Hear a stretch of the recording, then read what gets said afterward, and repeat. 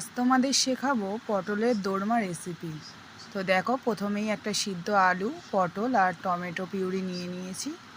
প্রথমে পটলগুলোকে ভালো করে গাগুলো ছিলে ওই ভেতরে যেগুলো থাকে সেগুলোকে বার করে নেবে।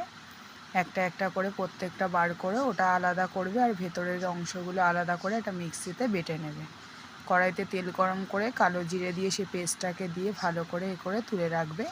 এবার পটলগুলোকে হালকা তেলে ভেজে তুলে নেবে। তারপর ওই পটলগুলোর মধ্যে ওই যে পুরটা ছিল সেটাগুলো ভরে দেবে। দিয়ে আর একটা কড়াই বসিয়ে তাতে একটু তেলটা গরম করে কালো জিরে দেবে। দেওয়ার পর টমেটো যে বাটাটা ছিল সেটা দিয়ে দেবে।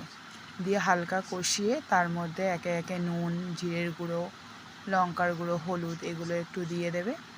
দিয়ে ওগুলোকে ভালো করে কষাবে। কষানো হয়ে এলে তেল ছেড়ে দিলে এবার পটলগুলোকে আস্তে আস্তে বসিয়ে দেবে।